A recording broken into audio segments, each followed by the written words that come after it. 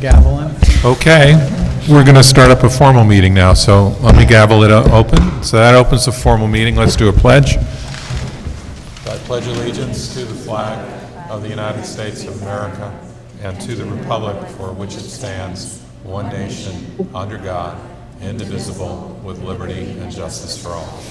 Thank you.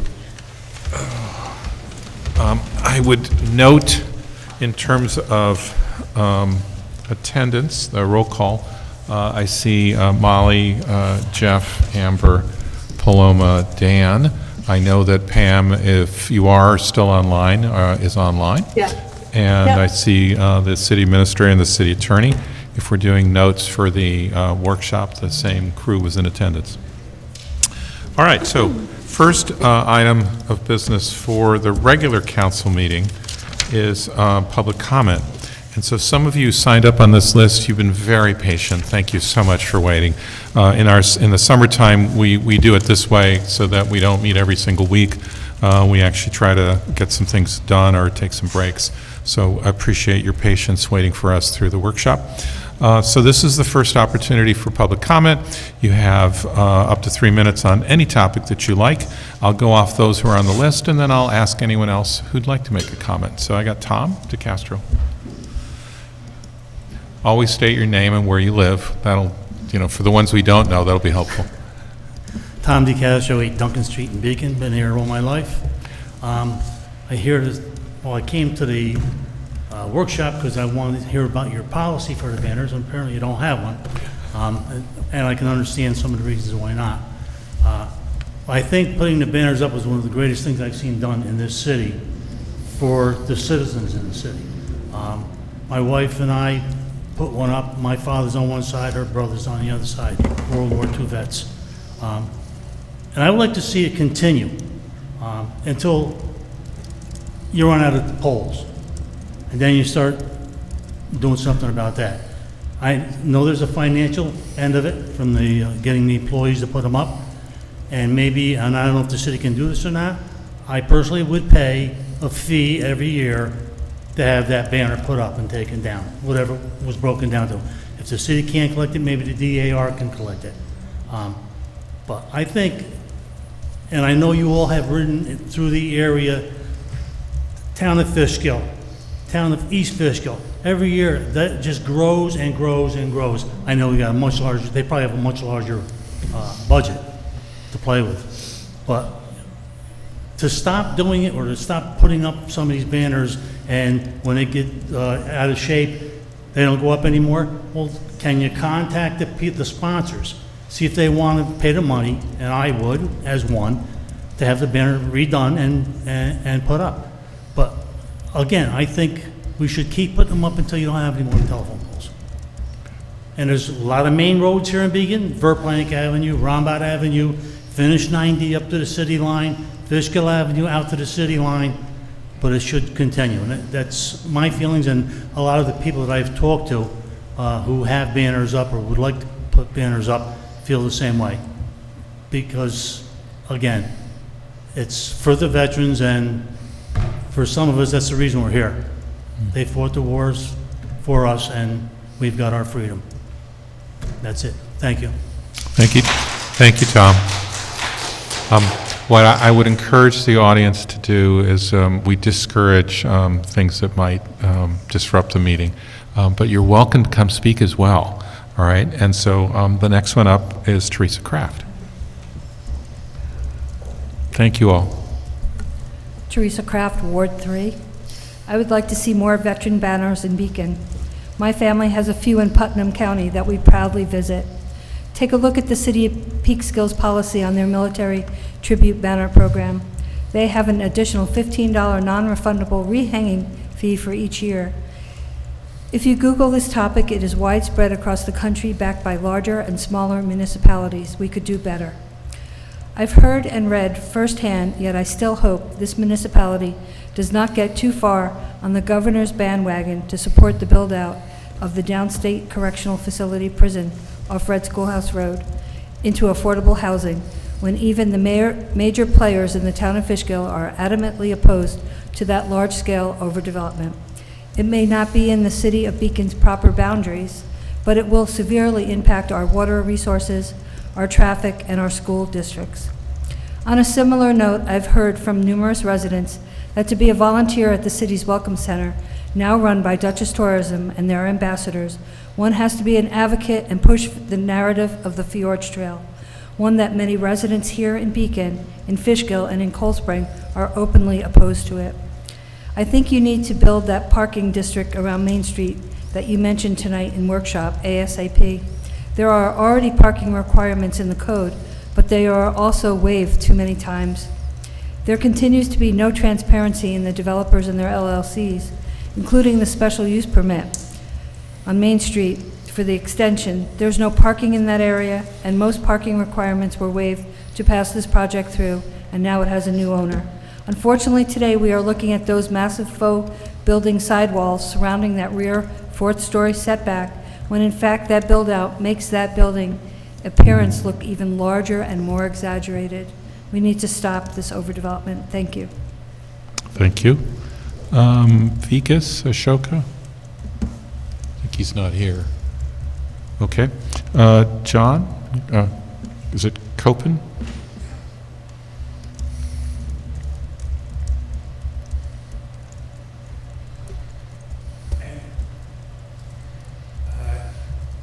Please forgive me, I printed out what I'm going to discuss with you, and so it was either too long or too early. I'm here to propose that, or to make a suggestion that the city restore the yellow lines that previously marked the curb and the extension into the street for the handicapped ramp near 340 Main Street on the side of the post office. That is a ramp by that gas station that goes down into the street. Currently, there is no yellow street marking on that ramp between the natural curb and the street. Previously, the curb was marked with yellow caution paint. Google Maps currently shows a very significant marking, which is no longer there, meaning that it was previously deemed appropriate. And it appears that the street may have been repaved and the markings covered but not restored. This, in my opinion, is very dangerous. A motorist could easily hit the curb when pulling over into the adjacent gas station or forward into the parking spaces at the post office. A motorist could easily strike a handicapped individual rolling down that ramp. I would think the following image all show the yellow cautionary markings, and finally, the cost of doing this is paint, and of course manpower with paint. So this is what I'm speaking of, and you can see that curb that goes down into the street. It previously was marked with significant yellow markings. Can I suggest you email that image to us? I'm sorry. Could you email that image to us? Yes, Okay. I'll email the whole thing to you. Okay, great. And we need you to use the mic, or no one at home can hear you. Yeah, thanks. It has a little yellow paint, if you look closely, but if you look at Google Maps not that long ago, you can see a big, huge yellow area all around that thing. I'll mail this whole thing to you. Let's see if I can get this to work. Yeah, got it to work. Well, that's after we paved. And unfortunately, I have it on my phone. 15 seconds. Here, you can see it, 15, okay. Here you can see the ramp with no yellow marking. And I have it on my phone, sadly, in the morning at 8 o'clock because of the position of the sunlight. Your time has elapsed. May I finish the sentence? Finish the sentence, of course. Because of the position of the sunlight relative to the buildings, it casts a shadow right across that spot, serendipitously or not serendipitously. So it just makes it harder to see. I will mail this to you, and if there's anything you could do to fix that, it would really be great. Okay, appreciate your input, thank you. I'll even volunteer to paint. All right. Thank you, John. Karen Palumbo?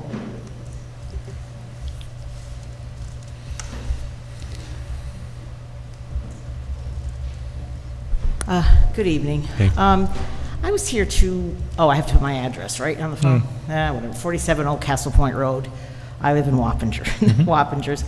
I was here 2 weeks ago with a number of other people who were expressing their objections to, mostly my big thing was how the rotation of the banners. And again, I do live in the town of Fishkill. I listened intensely, took quite a few notes about all that was said this evening about the project. And I think one of the things I find the most troubling, and obviously, as your city manager, Mr. White here, did object to, he did say that he doesn't want to be bothered with managing the project. Okay, I've had That's extensive... not what I said. Okay. Well, you Why didn't don't want to you- manage it. Let's bring... Because the veterans are managing it. Okay. Let's Don't put words in bring my it, mouth. let's bring it. Regardless, what I am suggesting is I'm listening to all these, what's going on with this. I've had extensive conversations with Carmine Estevan, who's the town of Fishkill highway superintendent, had a lot to do with the banner program, got it off the ground, runs it, and him and I have been talking about, what are you doing there? It doesn't seem as complicated as this seems to be. May I suggest that who's ever going to be managing this project or whatever is to give him a call. He would appreciate it. He's expressed this to me, that this does not have to be this complicated.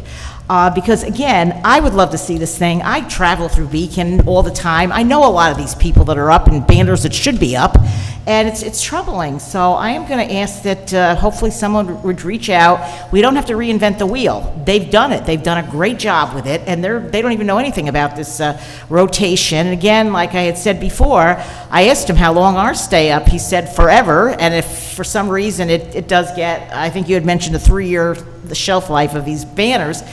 They take it down, and it's up to the sponsor to replace it, which is fine. But I would suggest that somebody maybe reach out to Mr. Estevan. He's more than happy to take your calls to get this moving and get it going in the right direction. Because I couldn't say any better what Mr. DeCastro said about how important this is to so many people. Thank you. Thank you so much. Denise, Eve?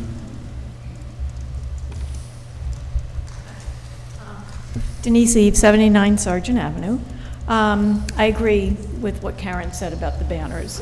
In my own perspective, I was really amazed when I walked out of here a couple weeks ago and realized the banners, I thought you see them, you just think they're there everywhere. I couldn't believe they didn't at least even come down near this building. I mean, this is the core of our city government. So I really felt bad that they weren't at least brought down this far as well. So I kind of agree with the opinions that maybe going to the city line as far as you can, out Fishkill Avenue, but most importantly, I think, would be to come around down this way, where a lot of people travel. It's a main thoroughfare. We're all aware of that. And I don't think we can compare. I'm sure other people, everybody else is complaining. They think other groups should be up there. But veterans serve our country, and they are responsible for keeping us all safe. So I really think that's a very distinctive area to be in. I also have a quick question, maybe not a question, I guess I can't ask a question, I have a comment.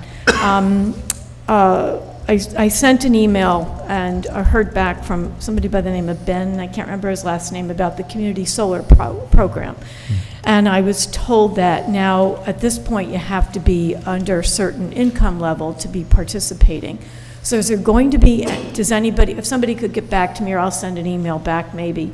I'm curious as to, because we did not respond immediately, and we really would be very interested, but we don't meet that income. So I would hope that maybe in the future, more people will be allowed to participate in the community solar program. Okay. That's it. Thank you. Thanks, Denise. That's everyone on the list. So if someone didn't sign up, but you're in the audience, you'd like to make a comment, please, this is the time to do it. Okay? And so, I'll check that next. So not hearing anyone in the physical audience. Ben, anyone on Zoom? If you're on Zoom and you'd like to make a comment, please use the raise hand option at the bottom of your screen. If you're joining by phone, you will need to press *9. If you're joining us on YouTube, you will need to join us by Zoom instead by visiting beaconny.gov. As of now, we do have one hand raised on Zoom, and that is Brian Mandel. Brian, you have permission to speak whenever you're ready. Thanks so much, and thanks for taking my comment. My name is Brian Mandel. I'm a Beacon resident, and I live in Ward 3. I just wanted to start by thanking the council for taking on the issue of housing in this community. I know that it is not an easy discussion to have, but I think that anyone who's lived here for any amount of time knows that it's definitely at the top of mind of residents, whether you're out in person or on the Facebook group. First, I want to just say again that I'm glad that you're taking a look at allowing more than single-family homes in different areas in the city. I think I've always found it a little odd, and I think other people do too, that you can have a lot and somebody could put up a massive mansion and then move 4 people in, but once you want to have a second family, all of a sudden it becomes illegal. And I know there are many places in Beacon that already allow it or have it because they've been grandfathered in, and I don't think anyone would say that those are places that are not good to live in or a lesser part of the community. And second, I know that you haven't brought this issue up and it'll be talked about at a future meeting, but I would also just strongly encourage the council to pass the version of the good cause eviction law that New York State has allowed us to, primarily because we've already passed it, and I hope it's somewhat of an easy decision and that we respect the will of the community that from a couple of years ago. And in particular, before you guys take it up, do some research into what the options are, and in particular about how large landlords are defined. New York State gives Beacon the ability to make that definition for themselves within a certain range. And there's an opportunity to make this law as imperfect as it is of what the state has allowed us to do, but to make it as expansive as we're allowed to possibly do. Thank you so much for your time. Thank you. Ben, anyone else? Yes, we do have another hand raised, and that is Esther Jackson. Esther, you have permission to speak whenever you're ready. Oh, thank you, Ben. I can't quite see, is Natalie still in the meeting? She's not.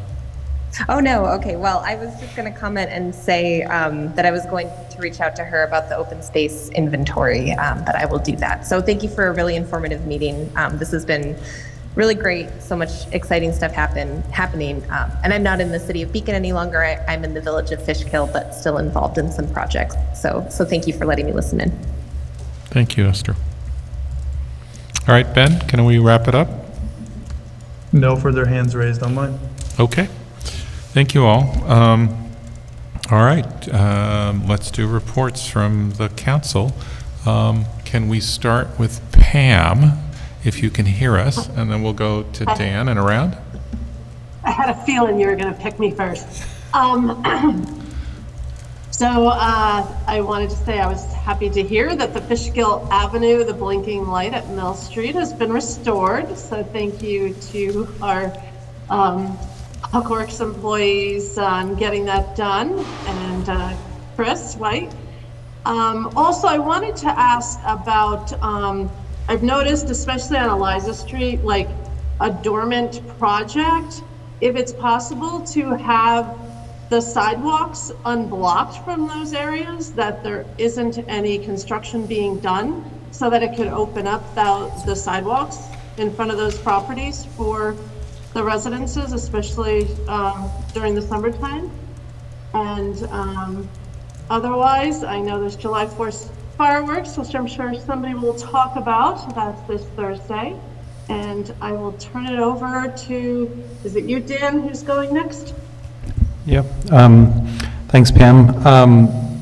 So I don't really have much of a report tonight. I will not be having office hours this month because I'll be traveling for a family vacation. But I just wanted to make my annual plea to the public to enjoy the 4th of July fireworks that the city sponsors and to not do your own fireworks. One of the reasons that we have an event is because veterans and people with pets can prepare for around a scheduled fireworks event, but they can't plan around your backyard fireworks. That could exacerbate their PTSD or upset their pets. So please refrain from launching your own fireworks, and please come to the 4th of July fireworks put on by the city. Thank you. The 4th of July fireworks and the annual reading of the Declaration of Independence, which will be here on July 4th at, somebody help me, 10 a.m.? I think it's 10. 11. 11, thank you. Quick PSA to always do a tick check if you are out and about. You don't necessarily need to even have one that will give you that bullseye to contract a tick-borne disease. Ticks are all over the place, and I know firsthand can lay you out for a bit. So just be careful on your pets, on your kids, on yourself, to check them and get them off you if you can. And if you do have a tick bite, please do contact a physician. They may be able to help you and stave off any diseases that might be coming your way. Also, my office hours will be the normal time in July. That's the second Sunday, July 14th. From 4 to 6 p.m., and I will be at Trax 1 East Main. Thank you. I had actually prepared comments on the Fjord Trail. I wanted to just kind of let the council know that the Visitation Data Committee has, picked back up. There are meetings on a regular basis between the Data Committee and the paid expert consultants for all of us to discuss their findings and agree. There are several different phases of this project, and right now we're focused on what are the right kind of visitation and growth numbers. So I'm happy to keep you all updated along the way, but wanted to let you know that. And the thing that I wanted to mention to the public is that there was a poll conducted by Harris, a market research company. It was done in April, and they had two populations. One was people representing the project area, so people specifically living in Cold Spring, Phillipstown, Beacon, and Fishkill, and then surrounding communities, which represented a larger region. And some of those highlights, again, specifically to the project area, so the communities that are part of this trail. 68% believe that their park options are inadequate. In the project area, there is pretty good familiarity with the Fjord Trail. 38% said they were extremely familiar, 83% said extremely or very familiar, and only 5% have never heard of the project. And among those project residents who have heard of the trail, 87% support the project. This data itself is all available on the Hudson Highlands Fjord Trail, so you can pick through the crosstabs of this data and this survey and look at the findings on your own. I did want to offer one last thing, that the main reasons in support are, and again, for people in the project area, that's specifically who I'm focusing on, it is because this is designed in an environmentally conscious and resilient way. It allows residents of all abilities to enjoy the outdoors. It makes the community safer for hikers, and it would be good for the regional economy. So I really invite anybody who's interested in the Fjord Trail to engage in some of the many public information sessions they have. Again, all of this actual raw data is available on the website. There is a plethora of information, including on what the data committee is looking at. So I just thought that poll was of great interest, and I think people should take a look at that. And that was all I had, but also ditto on the fireworks. Thanks, Dan. Thanks. Jeff? Yeah, I'll second or third now the fireworks statement. It's just a courtesy to your fellow neighbors, so I do appreciate that. There are fabulous bike helmets in the world. There's so many options. I really do encourage people to wear them. I came across a statistic that because of electric bike use, that head injuries are up 50 times what they were. So I see a lot of people zipping around on electric bikes, and just really encourage responsible use of that for your own protection. Old man Jeff sharing some knowledge here. And then just a thanks to the Conservation Advisory Committee for the good work. We received an updated draft of the Climate Action Plan. Looking forward to people knowing about it, looking forward to us commenting on it. There's valuable information about government operations, but it's inspirational for other things that we can do. And it was like wisdom of the staircase last time, where we were talking about the pending heat, and heat will be back. But cooling centers, addressing heat emergencies is going to become more and more common. You hear it more commonly on the radio. It's a reality, and it's something that would be part of potentially what we would do with our future climate action planning. Great. Speaking of the climate action plan, I wasn't sure if the public was able to access a copy or not, so if they are, when they might be, I think that there are members of the public who might also be interested, as Jeff said, in knowing about it more. A couple of things. The water meter upgrades project is a go. It is working. For those who live in Ward 1, like myself, it turns out that they might actually be doing even Ward 1 in stages, so if you haven't gotten your letter yet, like myself, never fear, we'll have an update that you can provide. If you have any questions, you can call the city and they can let you know, or we'll continue to update in these public sessions as well. Oh, and Jeff did get a letter. And Ward 2. So there you go. So we're going to get back to you on that. If you have any questions or any concerns about it, I know we've talked about penalties if you don't register in time for it being done. So please feel free to reach out to your city council members if you have any concerns around that.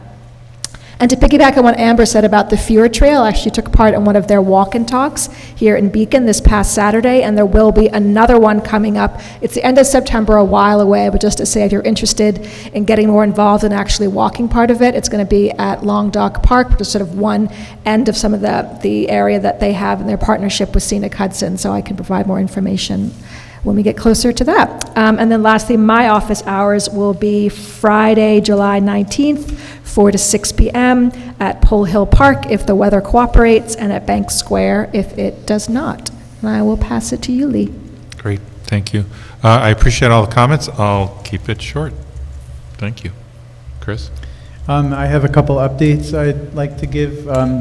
I had announced we started doing test wells at Fishkill Teller Avenue to determine what's under the ground. We've now actually begun the project as well, and you can see that we've relocated the Washington Bust Monument, which is going to be relocated about 15 feet to the north on Teller Avenue, and we're beginning sidewalk replacement. So we're going to be replacing all of the existing sidewalks between Wolcott and Blackburn. The road will be paved last, so I'm sorry. I know the road's in terrible condition, but we still have a lot of subsurface work to do on drainage.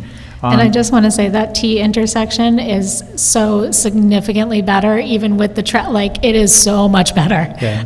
It's really good. Once all the cones and the machines are gone, even with that, it's still better. Good. And again, there was some discussion which is a nice way of saying it, online about that intersection. That was not the impetus for the project. It was redoing the road, and as you redo your roads, you try to make the intersection safer. So that's not the only intersection. I do want to announce that we have had repeated delays on WePlay. We did have to have Nick intervene to help get the attention of the contractor and the parent company. We are told that the WePlay playground will be done by July 12th. So I apologize to the community that that's been closed so long, but we really have had issues with the contractor that we had lined up basically taking on too much work. And we've talked to 2 other municipalities that have had the same experience with the same contractor. I would note that the pool is now open as of today, and we are working on a glitch on our payment system, so swims are on us this week. They're all free. You just have to sign up, and we're not charging you. So come enjoy the pool, and that's all I have. Thank you. Okay, let's do local laws and resolutions. I see 5 on the list. Let's see if we can get through them. So the first one is a resolution adopting the capital program. So I'm looking for a motion and a second on that. Motion. Second. So Molly and, was it Ann? Mm-hmm. Okay. Chris, you're going to tell us a little bit about it, although we've been through it before, but certainly for the public. Yes. So mostly for the public's benefit. Each year we do a 5-year capital program for things that have assets and investments that have a useful life of more than a few years. We have proposed a 2025 to 2029 capital program back at the end of May, and then we subsequently held a public hearing on June 17th, and we had discussed it in both meetings with the finance director, and then also went over the financing plan. So you have both the 5-year capital program and the financing plan for 2025 in your packet. Basically, the 2025 portion is about $8.5 million, $4.67 million in general fund, $2.19 in water fund, and $1.6 million in sewer fund. There's a lot of smaller items like equipment, but the major items in general fund are a new ladder truck, which is almost $1.75 million, and additional funding for the South Avenue Park improvements that we hope to do in the fall and next spring. And then if you have any questions, I'll otherwise keep it brief. Okay. The only thing I'll note is, remember, the one that counts is the very next year. That's the part we definitely approve. Everything else is, sort of placeholder. The closer it is to, the first year, the more we know about it. But the ones out there in year 5, we're estimating, and we don't know what we'll get to, right? So there's lots to come. Any questions, comments on either the first year or any of the other years? Okay. And if not, let's go to a vote. All in favor of adopting the 2025 to 2020? Roll call vote on this?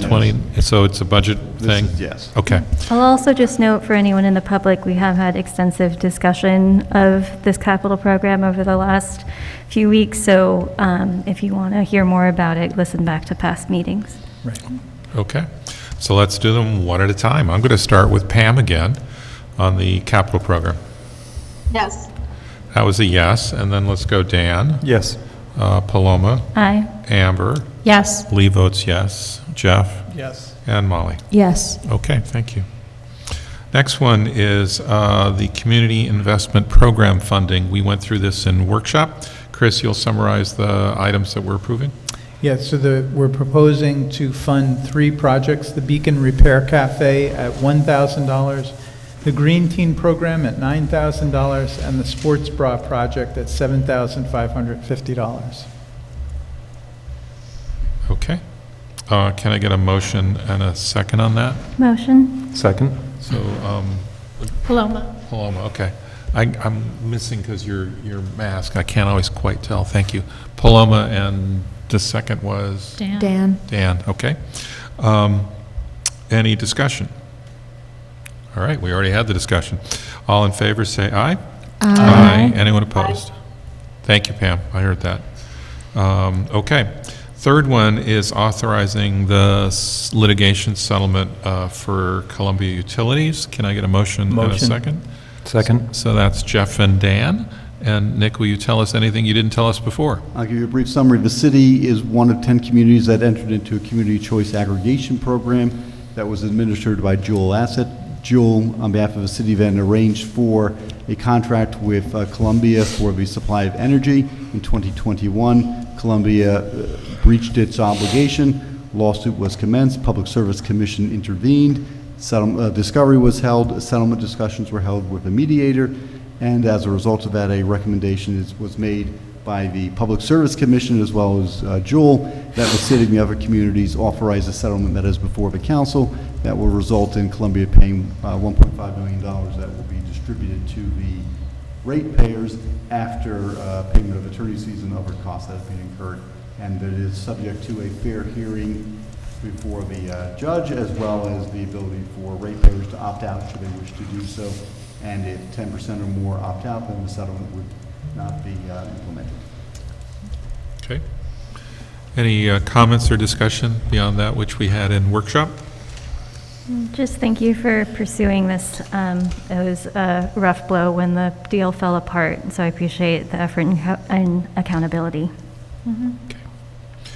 And then I also note that during the summer when we have workshop and council, if there's a significant concern on one of the items, we can also wait on them. But we thought these were ones that could move forward readily. Yep. All right. Okay. So all in favor of approving the settlement? We had a motion and a second. Mm-hmm. Yep. All those in favor of approving the litigation settlement, say aye. Aye. Aye. Thank you, Pam. Anyone opposed? Hearing none. Okay, the fourth one is granting a special use permit for the finishing of the construction of 416, 420 Main Street. Can I get a motion and a second? Motion. Second. So Amber and Molly. And then Nick, would you add anything to this? This is authorizing the extension of the special use permit that expired June 22nd, 2024. It's for the construction of 416, 420 Main Street of a mixed-use building. The applicant has been moving with due diligence to complete the construction. Building inspector has confirmed that, as well as compliance with the code provision for the council to consider the granting of an extension. And the resolution before the council authorizes that extension for 6 months and a couple of minor permits as detailed therein, conditions detailed therein. Okay. Any further discussion on this one? Just to clarify, the language of the resolution is saying granting special permit? Extension, That's we'll accurate. correct that. Yeah, okay. Thank you. Okay.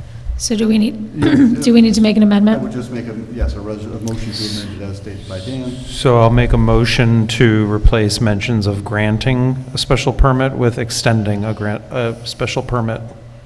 Okay, so motion to clarify that this is for an extension of a special use permit versus granting a special use permit. Second. All right, so Dan and Amber made the motion, a second for the amendment. Any discussion? Hearing none, all in favor, say aye. Aye. Aye. Thank you, Pam. And then on the main motion, as amended, this is approving the granting of an extension of a special use permit for 416, 420 Main Street. All in favor, say aye. Aye. Aye. Thank you, Pam. Okay. And then the last resolution is establishing a standard workday for elected officials and also authorizing the reporting to the retirement system for those council members wishing to participate. Can I get a motion and a second? Motion. Second. And I'm going to recuse myself again. Thank you. So Paloma and Dan.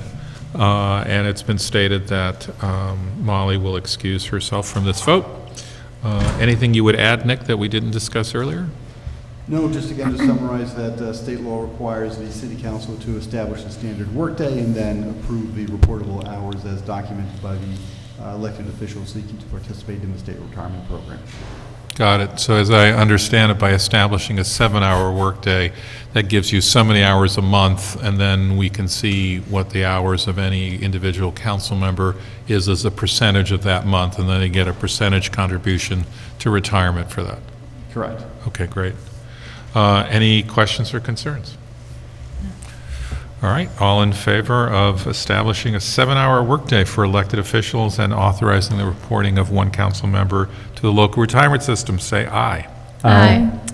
Aye. Pam? Aye. Okay, I was sorry, I didn't hear it. And then we had one abstention. Correct, so 6-0. Okay. That takes care of that. Now we always get to the important stuff. We have approval of minutes. I'm looking Just for... a point of information. Yes. Molly wasn't here to abstain. She got Oh. up and she recused herself and walked away. Should we record So it it was that 6 way, or- votes. No, it will be recorded as 6-0 with a recusal, not an abstention. Got I it. see. Okay. Ben, you picked that up? I hope. Okay. Thank you for the clarification. I am now looking for a motion and a second to approve the minutes of June 17th. Motion. Second. So Molly and Dan, as always, any adjustments, corrections, extensions, extras, changes, anything? Nothing from me. Okay. All in favor of approving the minutes of June 17th, say aye. Aye. Sorry, Thank you, did we Ann. not announce that our next meeting would be July 1st at 8 p.m.? Hang on, let's get there. So we have a second opportunity for public I'm comments. sorry, and in then the I- meeting In the minutes. minutes, I think Paloma's saying. Oh, I'm sorry, in the June 17th. Meeting minutes. So, I think we discussed it, but didn't we decide not to notice the meeting as 8 o'clock, just to give us, so we didn't ever notice it as 8 o'clock? Oh, we put it in the packet as 8 o'clock. So if you look on Okay. you look on the agenda, it says 8 o'clock. Yeah. So. We But did we discuss don't, it. we don't notice the meeting in a paper anymore. We just Okay. publish it, so we essentially notice the meeting at 8 o'clock. okay. Yeah. So is that an edit, or is that a, do we care? It's not Not material. It's 9:25, we don't care. Yeah. Is that okay? That's a Nick question? It doesn't matter. It doesn't matter. Okay. Okay, great. So now we have a second. But I appreciate the eagle eye, though, Paloma. Yes, it's always welcome. This is the second opportunity for public comment to anyone who didn't make a comment at the first opportunity. Seeing one person in the audience who didn't make a comment the first time, who's declining. I'm not seeing anyone in this audience. I do see the police chief has appeared, but I assume that's to arrest, Chris or me or somebody. So we'll get to that shortly. Ben, anyone online would like to make a comment who didn't previously? None, Mayor. Okay. So then the next meeting will be on July 15th. Do we announce the workshop at 7 and the meeting at 8? Is that what we want to do? Yes. All right, so let's do that. Obviously, we can't guarantee that we'll start at 8, but, if we finish early, we'll go out and have a beer, come back. But somehow I doubt we will. Okay. I'll gladly give you a motion to adjourn to executive session for personnel and conduct no further business. So I have a motion. Second. I'm looking for a second. Both of them were motion and a second to go into executive session to discuss personnel and then to conduct no further business and to adjourn. All in favor? Aye. Aye. Thank you, Pam. Thank you all very much. And Pam, we'll see you on the link shortly. Thank you. Okay, thanks. Yep, thank you. Record.